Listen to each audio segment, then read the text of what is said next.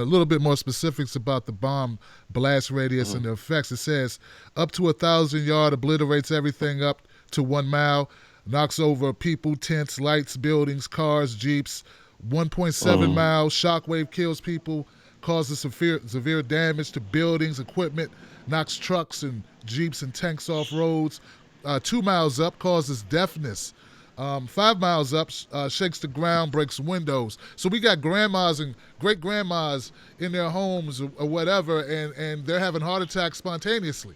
Do you guys understand what we're saying? Like, there are people miles away who are feeling the effects of this, who are trapped under furniture, whose ceilings are caving in. This is a serious issue. And it's a war crime in my book, Josh. I don't know if that's what they're going to call it. I'm sure in mainstream media they won't. But I think it's a war crime, Josh. Well, I mean, George Bush and Dick Cheney are wanted for war crimes in Iraq. This is, without question, a war crime in my yes. I mean, when you're talking about, carpet bombing is illegal when you do indiscriminate bombing. This is a one-bomb carpet bomb. This is a one-bomb. I mean, that list that you just read off is horrifying. 2 miles away, the bomb will cause deafness. That's unbelievable. That just gives you the sort of sense of what this impact was like. And Josh, did you hear what Trump said, Josh, where he said he didn't really want to take credit for giving the go-ahead? Have you heard that yet? He's like, well, yeah, I did. I left, I put the military in charge. So, that's how this works. I gave them the go to do what they want to do.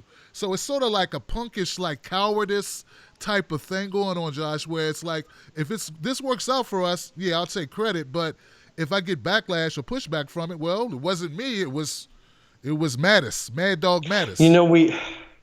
Tim, we idolize the billionaire culture in this country. We think it's great to be a billionaire. I don't know how many people out there have met billionaires or met like people who are obsessed with accumulating wealth. I have met a lot of them because I just have in my travels. And let me explain something.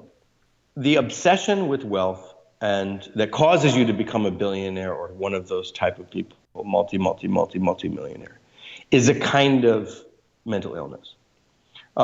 There is no reason why an average person needs $1 billion. That type of insatiable lack, that addiction to money, it signifies a very deep sense of a lack of self-worth inside of a person.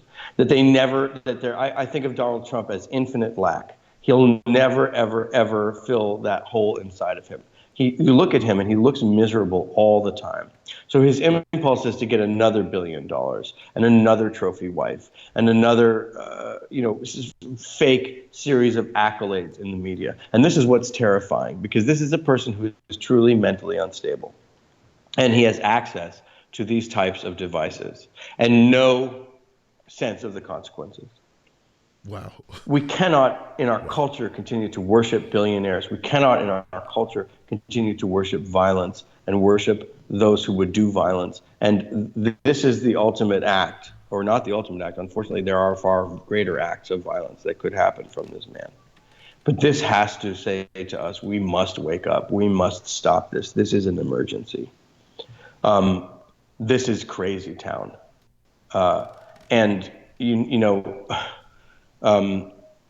That's what terrifies me about this more than anything, is the complete lack of, when was the last time we heard anything about what was going on in this war in Afghanistan? And all of a sudden, we'll just drop this huge bomb on them. Right. Yeah, it's and of course, Obama, let's just say this also, Obama is not blameless in this. Obama could have stopped these wars like he campaigned to do, like he said he was going to do. As we drew down troops in Iraq, we replaced them with paid military contractors. As we drew down troops in Afghanistan, we kept that war going by replacing them with military contractors.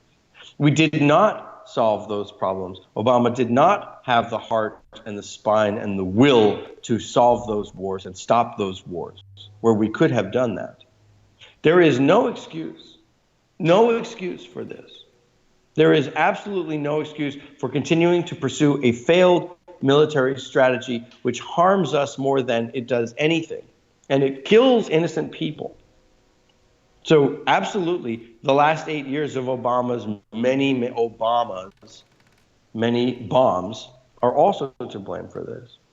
But it is time that America has to wake up to this reality in a big, big way.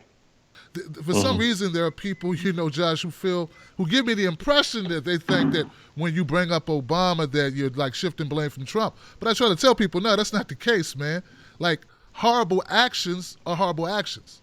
So, well, I mean, and also complete total lack of leadership from the establishment Democrats are responsible for Donald Trump. I mean, we know Bernie would have won, and the Democrats are the ones that blocked Bernie, not the Republicans. Bernie would have beat the pants off of Trump. Bernie was leading Trump by 15 points. Yeah. Bernie would have won. Hillary Clinton, and it was her war record that prohibited a lot of people from voting for Hillary Clinton. I, of course, told people I think you have to go out and vote for Hillary Clinton because of something like this, because this was the fear of a Donald Trump. But the truth of the matter is, it was total lack of leadership on behalf of Democratic policies for 8 years on so many issues: fracking, the wars, the economic so-called recovery, the big banks, all of these things which made Democrats, establishment Democrats, such weak, terrible candidates in this last cycle, and that those establishment Democrats, through their superdelegate system, blocked, our most powerful weapon against Donald Trump. Currently, the most popular politician in the United States is Bernie Sanders. Absolutely. So, obviously there's a lot of blame to go around for Obama.